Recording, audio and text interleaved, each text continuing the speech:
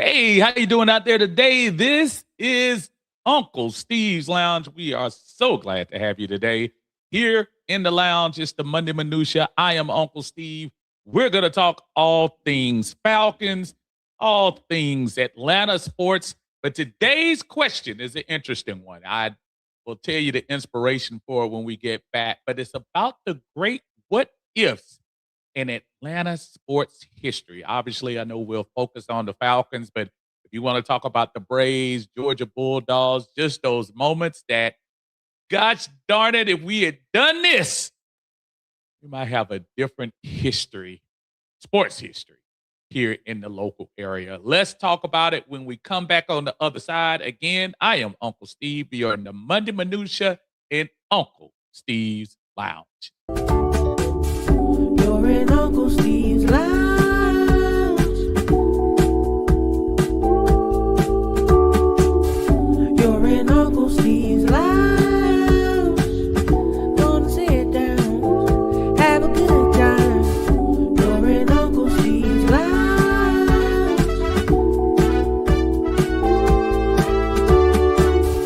You're in Uncle Steve's Lounge.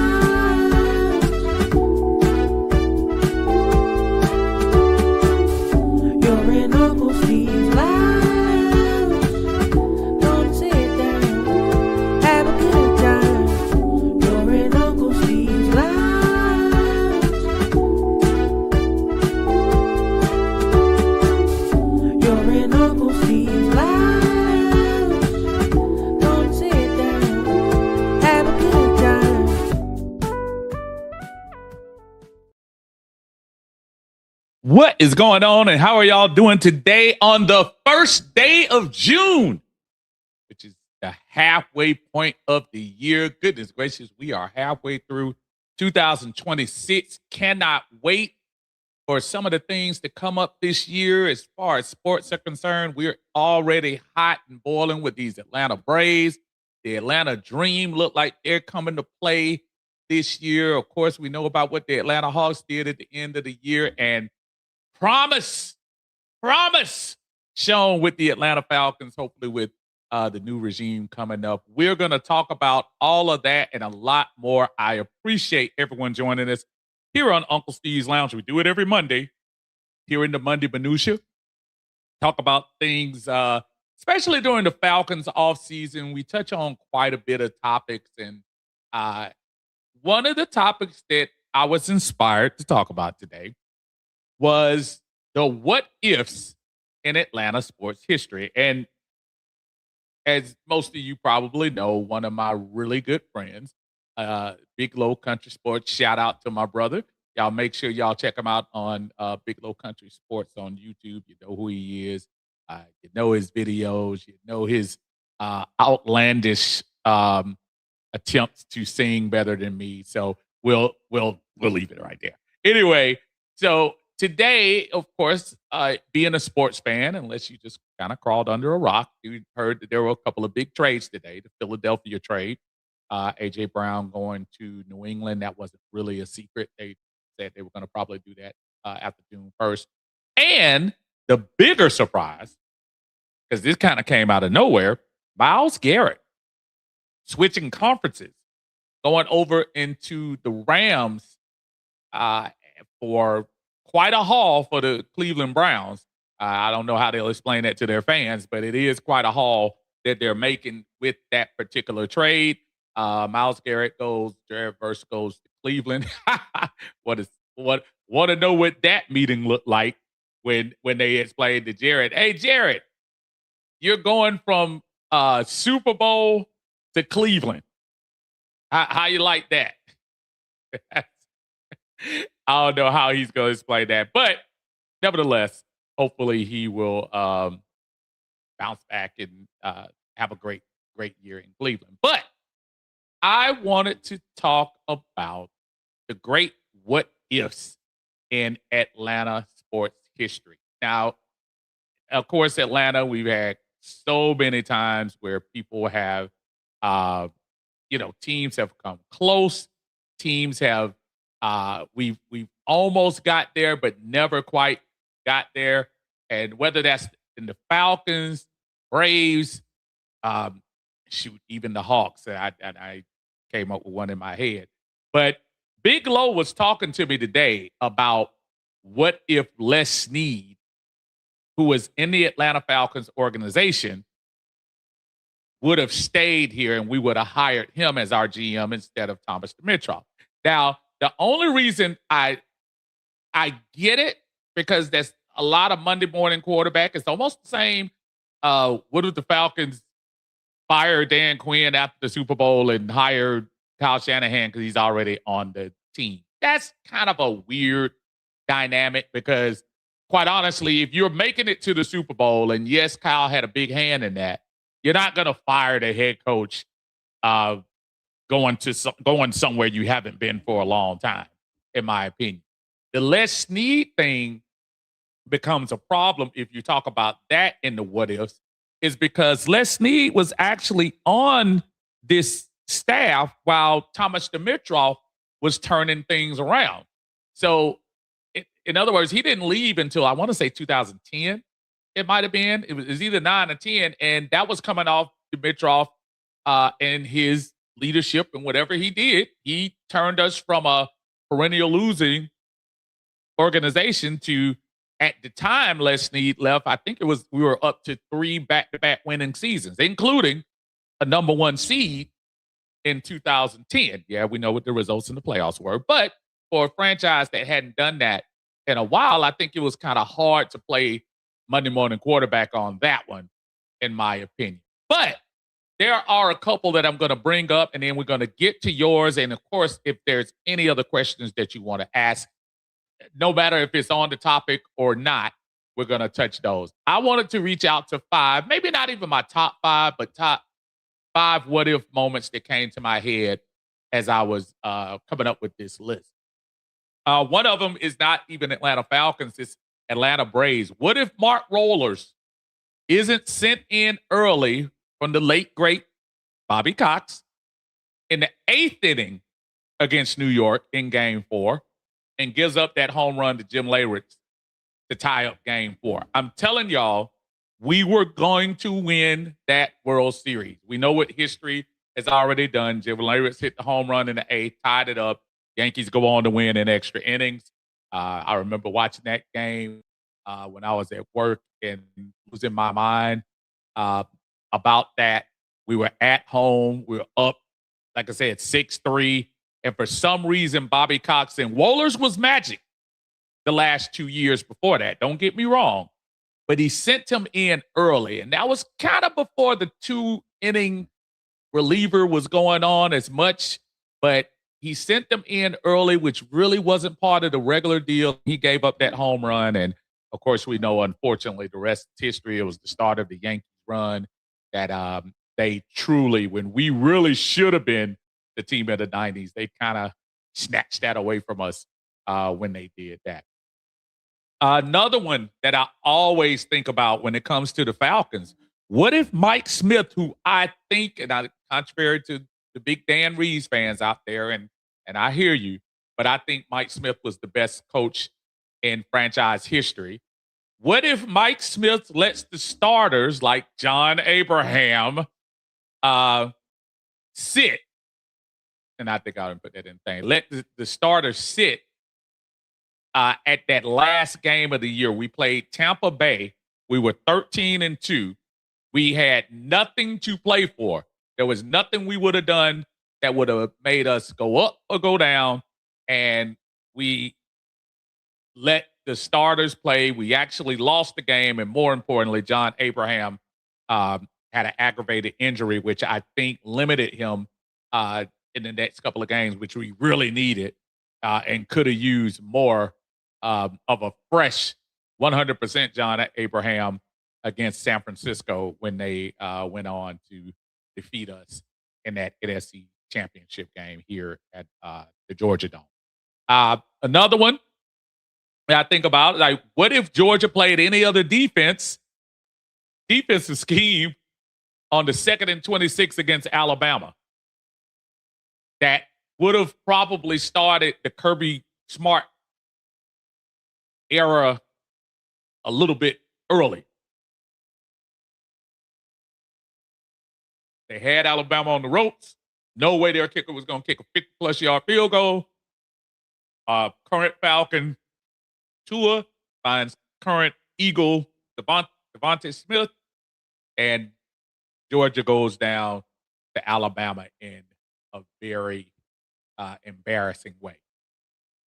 Another one for the Falcons that, again, I was at a wedding during this game. What if Keanu Neal intercepts that first half pass right before halftime it was actually 2018. It was January 2018, but the 2017 season against the Eagles. I'm trying to tell you, I say this to everybody and I'll say it again. I don't think we lose to Minnesota the next week. I think we beat Philly, we beat Minnesota, and who knows against New England team the next year what you would have done better the second time. But I really wish we would have been able to do that. Another one, what if Mike Vick, who I love Mike Vick, Mike is my guy, but what if Mike made better legal decisions in 2007? Meaning legal decisions, what if he had just told off the plank the truth? Not to say he wouldn't have got in trouble.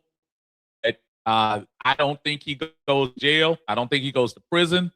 I don't think the little stain on his career at that point. Obviously, he's great reclamation project, came back, did his thing with Philly, whatever. But he kind of did that year leave the Falcons fans in limbo. And thank goodness for the aforementioned Thomas Dimitroff and put us in a good place going forward. But what if Michael made some better legal decisions in 2007? Who knows what he could have done with this franchise later on. And of course, one of the bigger what ifs is what if Kyle Shanahan runs that ball after Julio's catch in the Super Bowl? And people forget, if Atlanta goes on to win that Super Bowl, Julio's catch might be one of the top 10 plays of all time. All time. If we go on to win that Super Bowl. But now it's kind of just a footnote. Only Atlanta fans talk about it because who cares? Because New England won the game. So that's where I am right now. So if you guys or gals want to talk about that, we're going to go into the comments. I appreciate you all. As you're coming in, make sure you hit that like button for your Uncle Steve. I appreciate it. Thank you all for joining us here today. I'm going to go straight to the Super Chats because I see them in here. Thank you so much. Again, whether it's $1, $2, $5, I just appreciate the love. Thank you for supporting the channel like my brother Willie Doc always does. I appreciate you, brother. Thank you for joining us here on Uncle Steve's Lounge. He said, appreciate you giving us a good spot to hang out for some good conversation. I try my best, brother. What if Trey Young doesn't step on the rest foot in 2021 Eastern Conference Finals? That is an awesome one. And you're absolutely right, because I think Milwaukee was right to get beat in that series.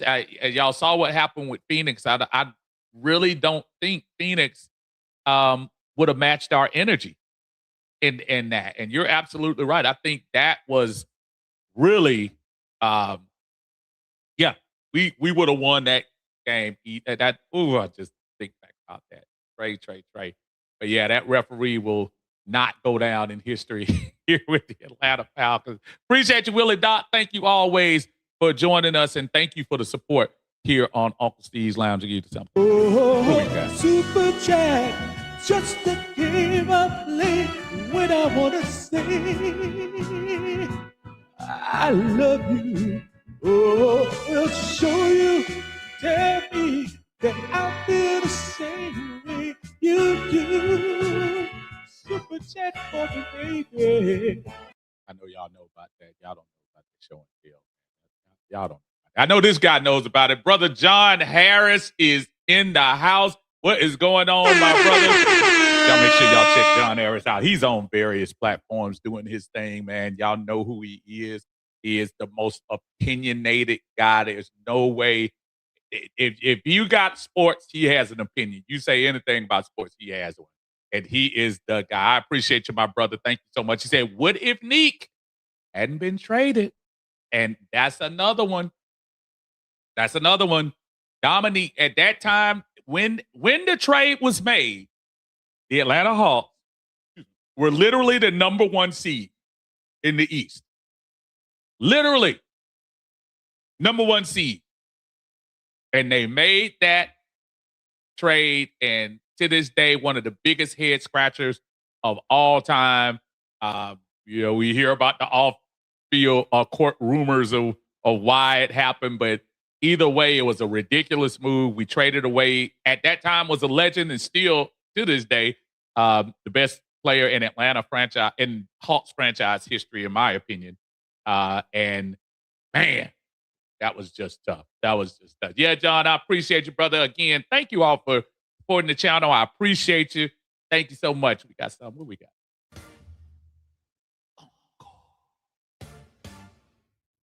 Steve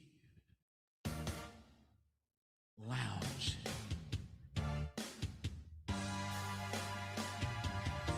Uncle Steve's Lounge. You know we here. It's a Appreciate you, brother. Thank you so much for supporting the channel, man. We always are happy to have you here. Happy to have all of y'all in here, just like Georgia, Texas boys in the house, man. What is going on, sir? Hey, what's going on, Uncle Steve and Falcons family? The new era.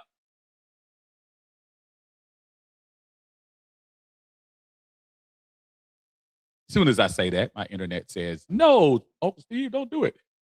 I'm sorry if it keeps coming in and out on you, but thank you, Georgia Texas boy. Always good to have you in here. Y'all make sure y'all check him out. He's on various platforms as well. Thank you, my friend.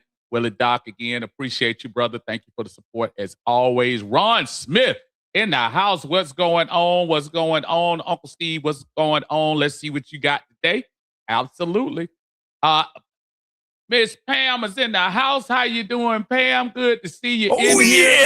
Thank you for joining us. She'll be with the Lady Birds, I'm sure, tomorrow at 7 o'clock on AFN, doing their thing with the Lady Birds at AFN. Always peeking my head in there to hear what they're talking about with these Atlanta Falcons. Say, hello, Uncle Steve and everyone in the chat. Happy Monday, everyone, and a happy Monday it is indeed. Willie Doc says, I got a good one. What if the Braves closed out the Yankees in the 1996 World Series? Specifically, what if we didn't blow game 4 up 6-0? That's the game I was referring to. That game. And really, it wasn't like I didn't think the Yankees didn't have talent, but I do feel like there was something. I don't know why Bobby of all times decided to bring Wohlers in early. I think Wohlers was an excellent one inning. And I don't think Wohlers was ever the same after that. If y'all remember, Wohlers did a little bit, and then he kind of went into a serious funk and was never the same pitcher. And I think that Lawrence thing screwed him up big time. David Starks is in the house. What's going on, Dave? How you doing, brother? Thanks for joining us here in the lounge. I appreciate you. He says, what if the umpire calls Gant safe after being lifted out by Herbert? You know what? And along with that, so many moments. Lonnie Smith obviously comes to mind. That was a good one too. And we would have been celebrating that championship a little earlier than we did. We just had to wait 4 more years. But I hear you. Willie Doc said, waiting to hear you and Big Low do a duet on Whitney Houston's song. Didn't we almost have it all? The anthem of Atlanta sports. I'll tell you what. Hey, I don't know. That low might have to get that high register on that one. He'll probably sing the high part. On That's a good song. I used to love that song. That whole album. That was the no, that was the Whitney album, right? Didn't we almost have it all? I think that was that one. Is it dang Jim Lavery? Absolutely. David says, "What if Mud Duck doesn't snap the ball over Matt's head and the turf monster doesn't get Harry Douglas?" I remember both of those plays. He's absolutely right. Yeah, Mud Duck got a little excited that one time. That's one of those things you just kind of, whoo, goodness gracious, goodness gracious, that was rough. Dave also says, "What if a young Roddy White doesn't drop that pass in the back of the end zone in '05?" Yeah, I yeah, back and again that was young Roddy, and I'll say Roddy with Mike Vick was a different receiver than Roddy with Matt Ryan. I'm not saying one quarterback was super better than the other, but for some reason he just had a much better chemistry with Matt. Maybe Matt was putting the ball right there. Yeah, Roddy. I'm not going to throw it all on Roddy at that point. He was a young whippersnapper coming out of UAB. I'm going to leave him a little. Willie Doc said, "What if the Falcons really did land Deshaun Watson in 2022? I still think that would have been a circus, and Deshaun would have still been a shell of himself." That was one that you call a dodge the bullet when you start thinking about that. And remember, we found out about that stuff, a little bit of that stuff, right before the trade. So there was a little bit of apprehension as far as making that move. So I'm kind of glad in retrospect we did not make that move. My brother Jack Doe is in the house. What's going on, brother? How you doing, man? He said Atlanta just picked up a win with the trade of Myles Garrett.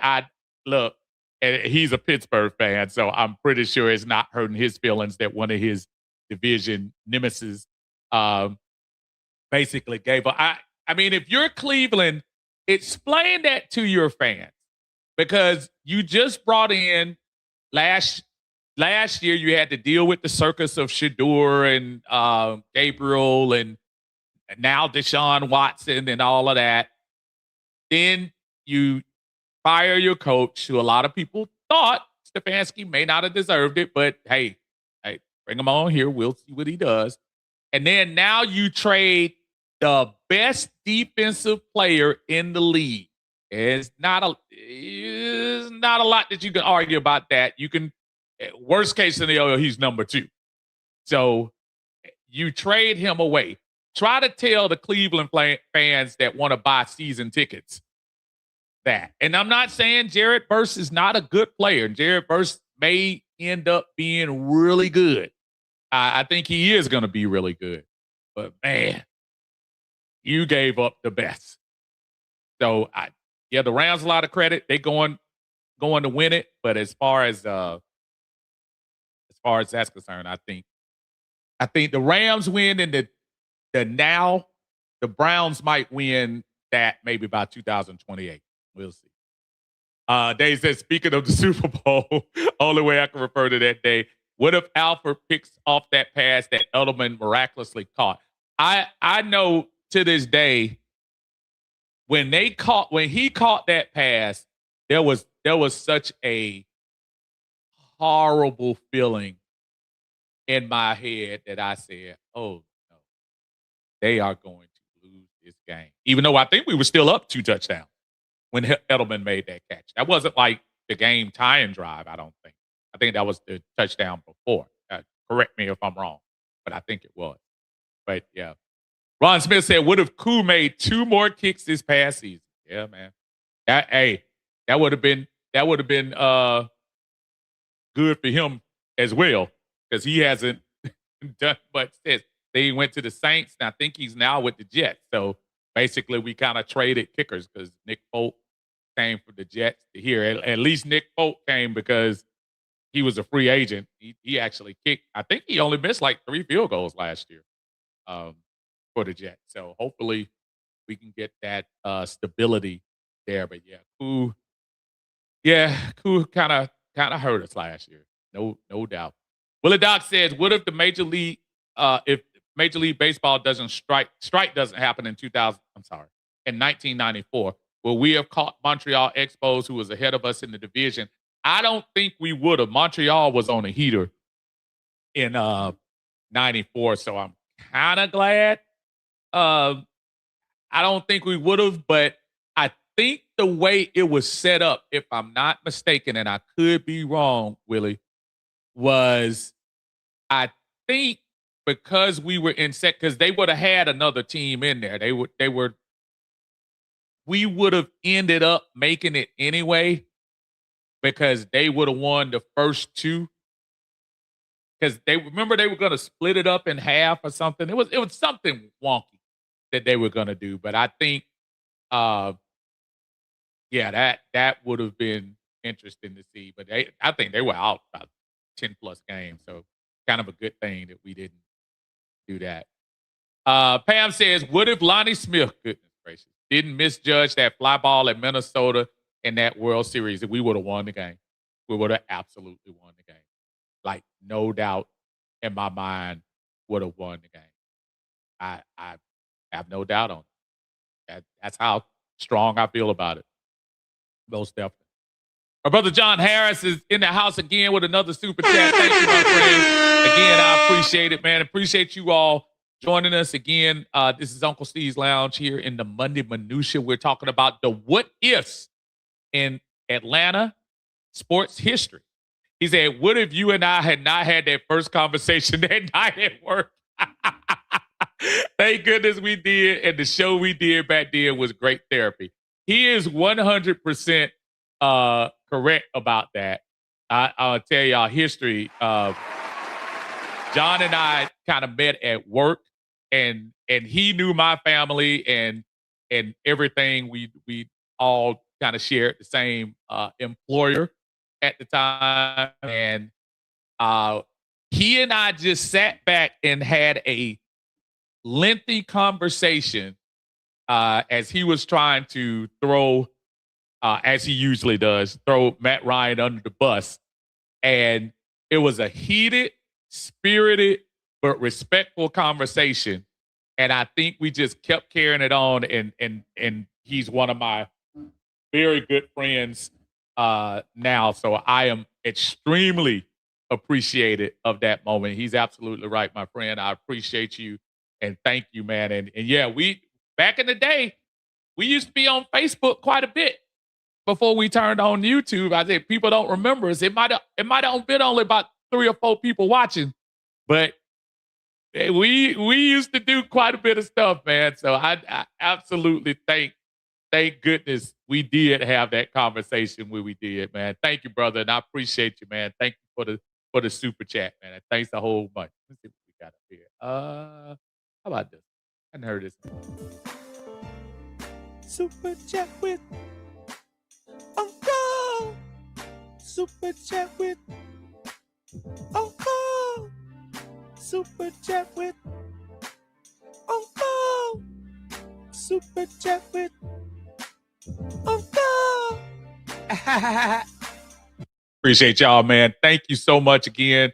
Appreciate the support. And if you all want to support me on the channel, whether you're watching on Facebook, watching on YouTube, please hit the like button on there. Either hit the like button on Facebook or YouTube. And then if you're on Twitter, which we appreciate, been getting some movement on Twitter from folks checking us out. So please, we appreciate everyone on that platform as well. Thank you so much. King Supporters in the house, man. What is going on, sir? Thank you for joining us here in Uncle Steve's Lounge. We appreciate you, brother. Willie Doc says, where would the Falcons be if we drafted Glenn Doyle? Oh, my goodness. In 2008, instead of Matt Ryan, we might not have a current president of football here. Let me tell you something, Willie. If you remember back then, there were a lot of people that didn't want Matt Ryan here at that time.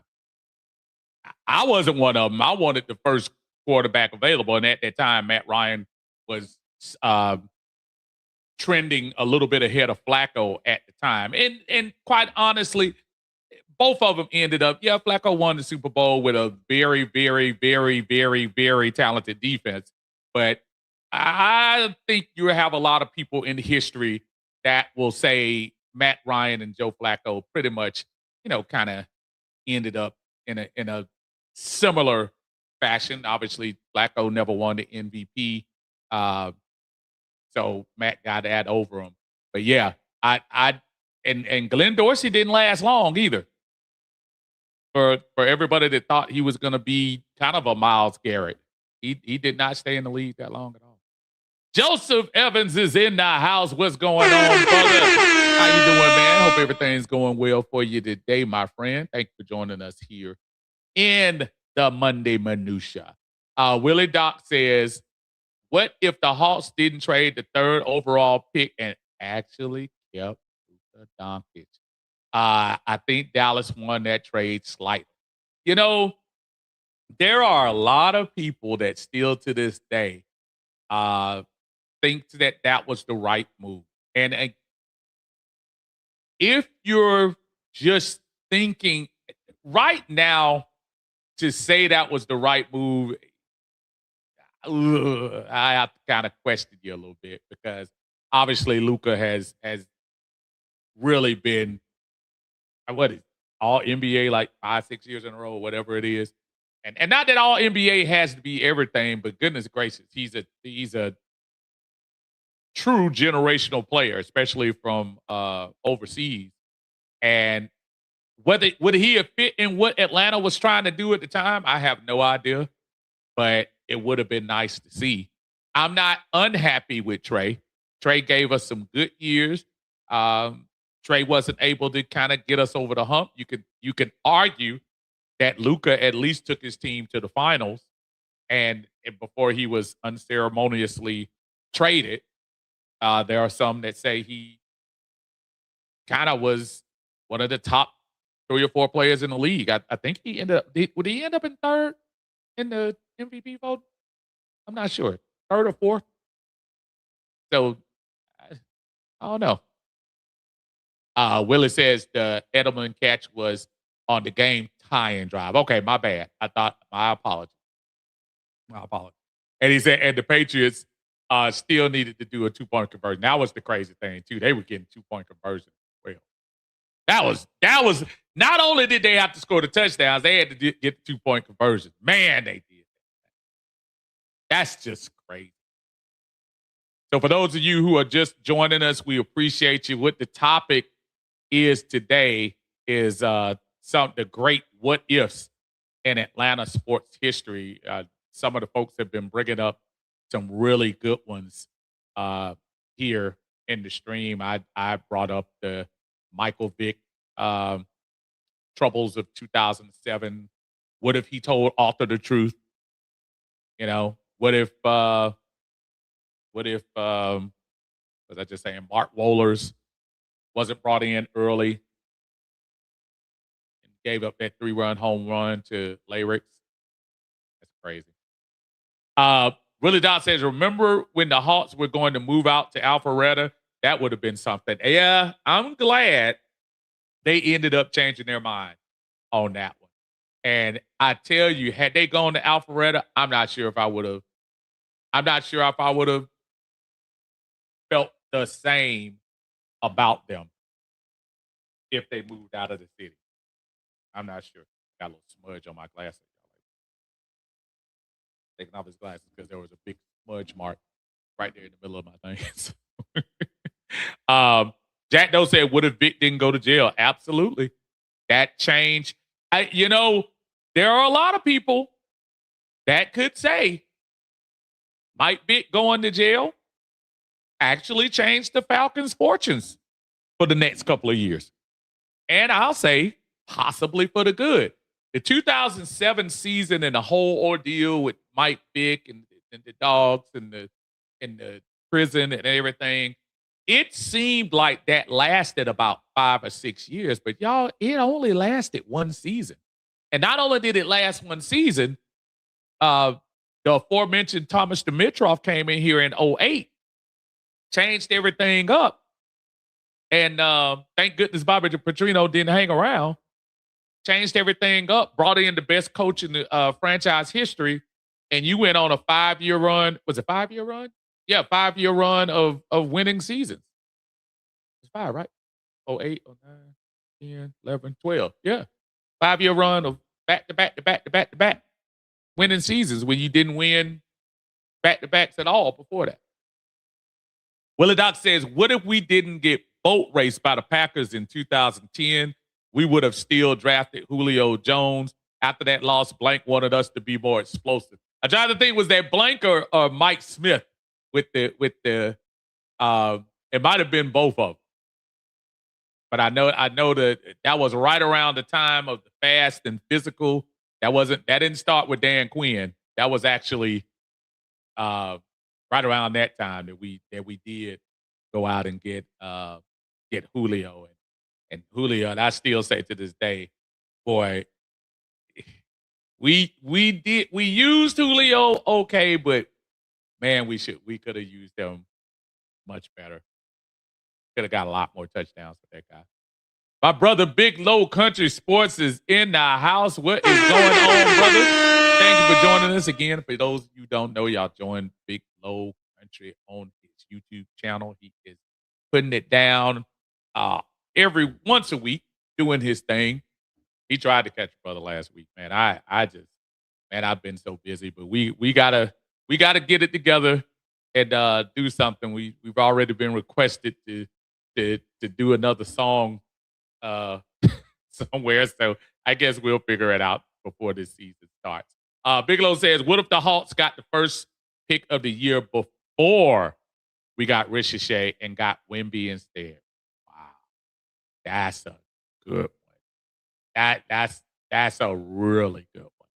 Because that young man, and the crazy thing was, as exciting as it was to see SGA win last year, I'm trying to tell you, man,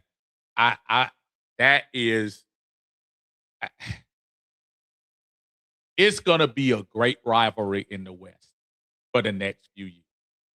It really is. SGA versus Wemby, that's real stuff. And I know everybody, and I know I'm going off on a tangent on this one right here. The Chet Holmgren thing, man. I was watching Stephen A. Smith, and unfortunately, he is what he is, so you can't avoid him. You're gonna have to address him.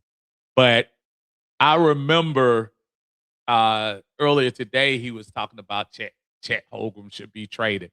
That's just that overreaction, crazy stuff. Brother had a bad game.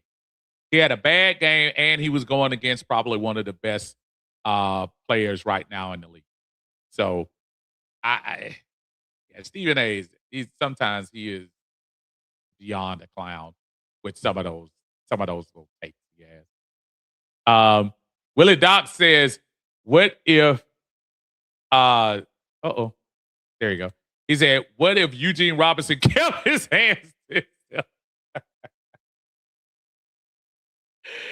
Oh boy, Eugene. You know, I'm not sure if it would have made a drastic difference or not. I think that Denver team was really loaded. I think they were really loaded, and I felt much better about that New England Super Bowl than I did the Denver Super Bowl. Everybody was talking about Minnesota was the team to beat and all of that. Obviously, it only lost one regular season game all year, but Denver was no slouch.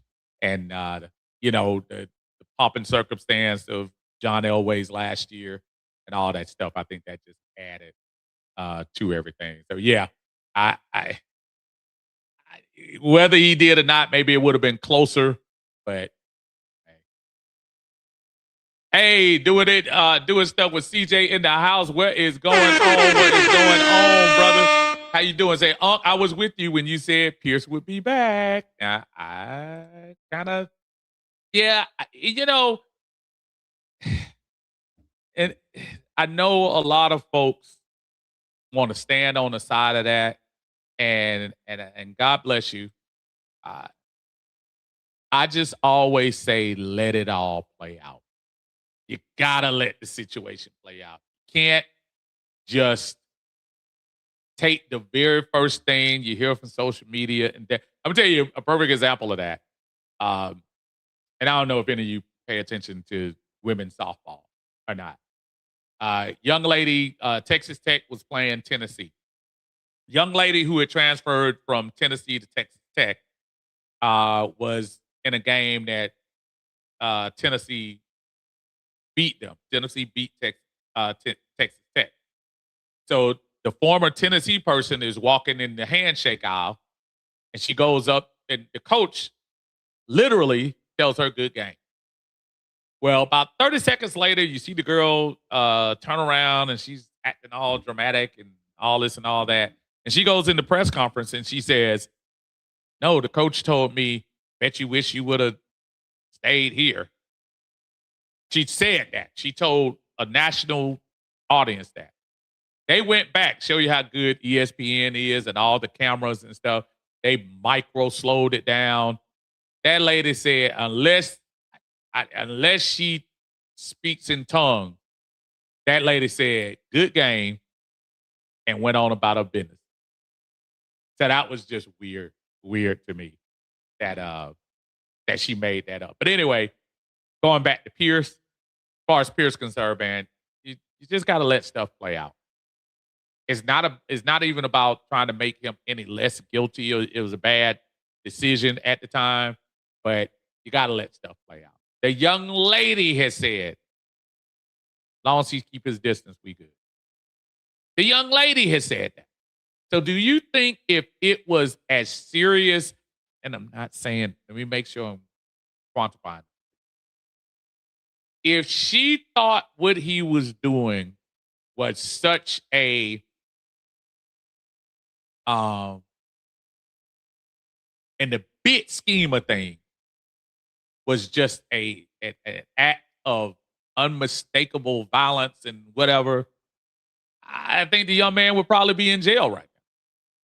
But as I was telling people when he first started, sometimes you got to let all the rumors and all the stuff come out. Did the man hit a car? Yes. Did the man try to talk to her through the window? And yeah, he probably did. But he was also, and some of you whippersnappers and some of you guys as old as I are, stop trying to pretend like y'all never had your first heartbreak before and act like y'all act like y'all kept it together. Like, oh, ex-girlfriend, I'll take the high road. I won't react like that.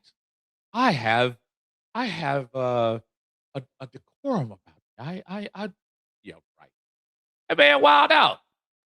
And again, there were some rumors that there might have been some extra activity play on her point. I don't know. There were rumors. I didn't say I knew. I said there were rumors. So we don't know the situation. That's why I feel like when you saw the thing of him practicing today, I think you're gonna see him at, I'm not sure you're gonna see him at the OTAs coming up in June, but I think you're gonna see him at training camp. And I think the NFL is gonna step in, and I think the NFL is they're gonna probably go for 4 games, and they'll probably get whittled down to 2.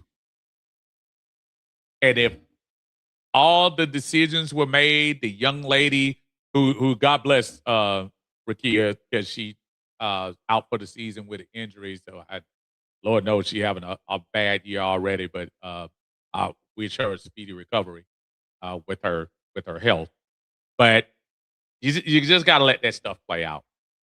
You can't just automatically. Now, if I see you in a camera, if it's Ray Rice, you know, kind of got to eat the bullet on that one. But this situation, he said, she said, only she knows what else went on that led up to that. Everybody was trying to leak text and all that stuff, and yeah, they showed his text. They didn't show hers. So you don't know. You don't know. Jack Doe says, "What if the Falcons didn't hire Petrino?" Yeah. I mean, we had to get rid of Jim Moore for sure. But yeah, the Petrino thing. But again, this is one of those things that I think people look at me sideways when I say that. I'm not mad at Bobby Petrino. Bobby Petrino, Bobby Petrino took the job, said he was going to get one of the most electric players in the league, which he was. He probably would have thrived in the offense he was going to put him in. And then he turned around, and the person that you literally came to coach to, now you stuck with Joey Harrington and Byron Leftwich and little spats of Chris Redman. So if you're Bobby Petrino and you saying to yourself, now hold on a second, I'm stuck with these cats, man, let me get out of here and go back to college ball. So I don't blame him. I'm not as mad at him. I'm not as mad at him at all. Hey. Willie Dot say, would have Blank pulled the trigger and let Quinn go at the end of 2019? Where would the franchise be? I do think the way he handled Quinn affected Morris being let go after last season. That's an interesting question there because remember, as Willie Dot is, Quinn did the same thing Raheem did. He won the games at the end of the year, and Arthur Blank said, okay. Well, he came out and said it verbatim. Hey, the way they ended the season, the way they rallied, I figure I'd give him another chance for Dan Quinn.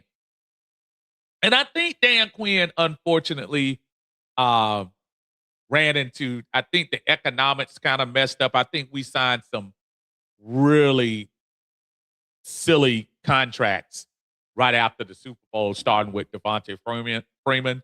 Not saying he didn't deserve some money, but to make him the highest paid running back at that time when you were slightly better than the other running back on the team, I think you give him some money, but you don't set him up for life. But yeah, I agree with you, man. That was very similar, and that's why he said Raheem fooled me once, shame on me. And he'd give him another chance. All them 4 wins at the end of the year didn't mean nothing. David said, what if the 88 dunk contest was held anywhere else but Chicago? One of the biggest highway robberies of all time. If you go back and watch that dunk contest, as I'm sure David has watched it several times, I've watched it several times, go back in your head right now and go watch that dunk contest and tell me who won, Dominique or Jordan. I see everybody that I've talked to said Dominique beat him in that. But because it was in Chicago, they gave him a 50 on a dunk where he ran, didn't dribble, ran to the free throw line. It was pretty, don't get me wrong, but that wasn't a 50. Dominique was killing him. And they gave that man the dunk contest. That's crazy. Willie Dot said Georgia beats Alabama in the SEC 2012 title game if Aaron Murray spikes the ball. Yeah. To stop the clock and set up a play to throw in the end zone. Absolutely. I remember that. Yeah, that was a pretty good team too. I think that team that was before the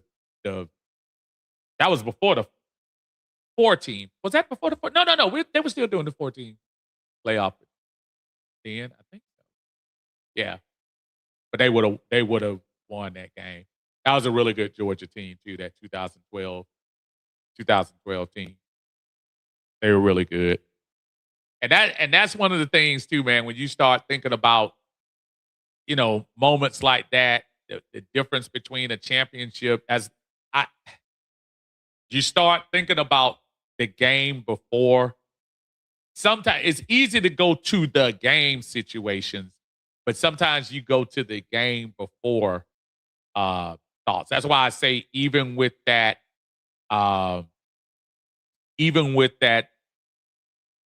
Philadelphia, when Philadelphia beat the Falcons in the 2017 season, it was actually a 2018 game, but nobody was going to beat the Falcons that year. Falcons defense was playing hard. Thank you, Dave. Yeah, okay. Began in 14. All right.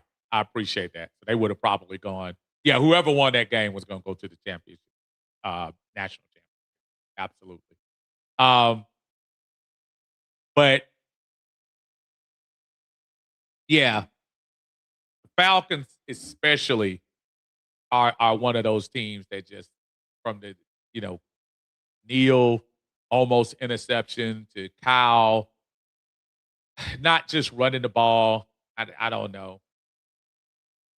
Just a lot of things that you go back and say, man, what if? Man, what if? And I don't ever want to go to the cursed moniker, which is the easy thing for people to talk about here in local sports. But I will say we do need some smarter people running these running these organizations. I'm hoping this version of the Atlanta Falcons is much better. Uh, I'm not saying Terry Fontenot did a horrific job.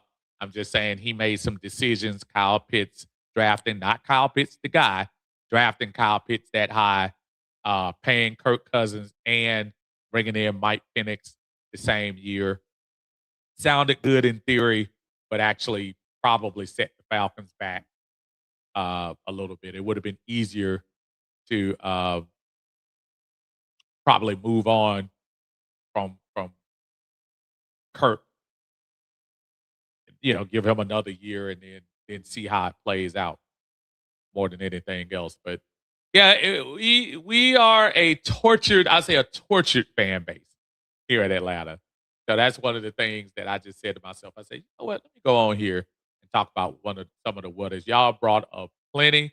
I appreciate y'all participating today in the Monday Minutia. It has been a blast. If you are looking at this afterwards, please put some questions in there or put your situation in here. The big what ifs, the great what ifs in Atlanta sports history that would have led to a better ending for us in the Atlanta, Georgia area. Until then, folks, I appreciate you again. As you're going out, make sure you hit the like button for me. Hit the like button. If you haven't subscribed, subscribe for us. We'll be coming in every Monday, doing our thing, trying to see what's going on with these Atlanta Falcons as we come to that dead spot of the year. NBA Finals will probably be done in about 2 weeks, and we'll be looking at a lot of baseball and NASCAR up to the end. So Mondays, we'll just chop it up, bring up different topics, and hopefully you all will be able to join us on those times. Until then, I appreciate everyone. Thank you so much for joining us in Uncle Steve's Lounge. We're going to catch you all next Monday right here in Uncle Steve's Lounge. You're in Uncle Steve's Lounge.